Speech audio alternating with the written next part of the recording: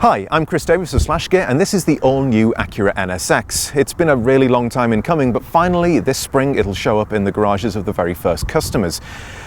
Now, to understand why the new NSX is so important and why Acura is making it the pinnacle of its updated range, you have to go back to 1990 and the very first NSX.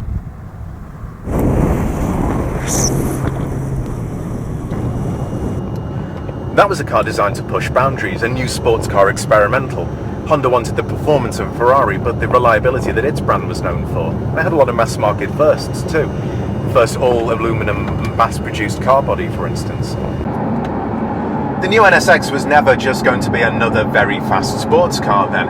It was always going to try and push its own technical and mechanical boundaries. And that's why it gets a new name. It's the new sports experience. Now, by now the design is quite familiar. After all, we've been seeing it for years, but that doesn't mean it's not clever. Is it the most ostentatious and original supercar? No. But is it very intelligently designed? Yes. At the front you have these huge air intakes, and in the hood as well, and on the side you get massive intakes too. And in fact, this is probably the biggest change we've seen from the 2012 concept NSX. They've gotten much bigger. And the air from there meets the air coming down over the rear glass and comes out of these slits under here. And this is all in the name of aerodynamics and cooling, and that's important because the NSX actually has two engines, not just one. In fact, it's a hybrid with a 3.5 litre twin-turbo V6 gas engine which is got on its own for 500 horsepower and 406 pounds per foot of torque. It sounds the part too, and Honda pipes that through using actual mechanical pipes into the cabin rather than any kind of electrical trickery with speakers. Now at the back there's an electric motor as well, which helps smooth out the gear change. And at the front there are two electric motors, one for each wheel, and altogether you get 573 horsepower from them and 476 pounds per foot of torque.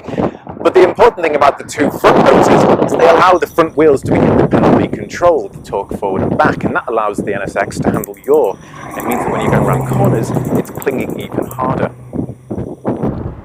The standard fit wheels are these split Y lightweight designs with Brembo brakes with 6 pistons on the front and 4 on the back, and these are the Continental standard fit tyres which have been specially formulated for the NSX.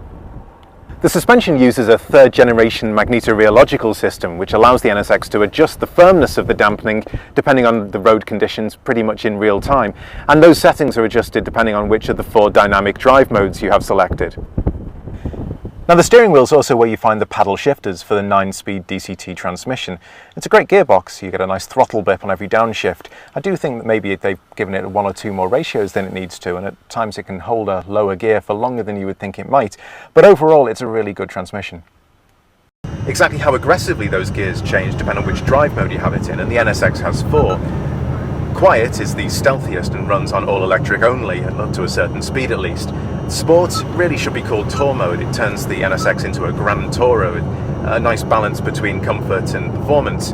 Sport Plus is when things really start getting interesting, and that cranks up the engine's reaction, makes the gear changes swifter, and starts using more of the battery power to fill in the gaps in the power curve.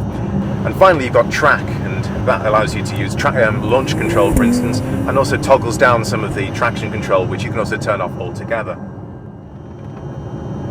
It's a surprisingly spacious place inside too, and there's lots of leather and Alcantara, and visibility is great.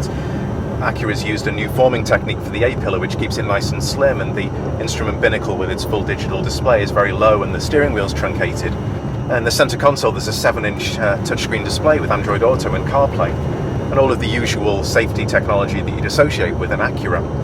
There's also a fair amount of plastic though, and that's something that supercar buyers might not be expecting. That's because it starts at a not inconsiderable $156,000, and if you go wild with the options, that scales up pretty quickly. If you want carbon ceramic brakes, which if you're going to track the NSX you really probably do, it's another $10,000. If you want carbon on the inside and outside, you can add up to $25,000 to the sticker price. In fact, you can be looking at a car which is over $200,000, and that's why Acura is going to be building them to order in its brand new facility in Ohio. Acura's made an incredibly capable, clever, intelligent sports car, and it needs to find the right audience. An audience that will appreciate exactly what Acura has made and exactly what the NSX is capable of. An audience willing to take a risk on a new sports car experience. Now, there won't be many of those people. Acura expects to sell about 800 of the new NSX in its first year in the US alone. For their money, those buyers will get a car that's incredibly exclusive and incredibly capable. And I have a feeling that they're going to be very impressed indeed. Thanks very much for watching.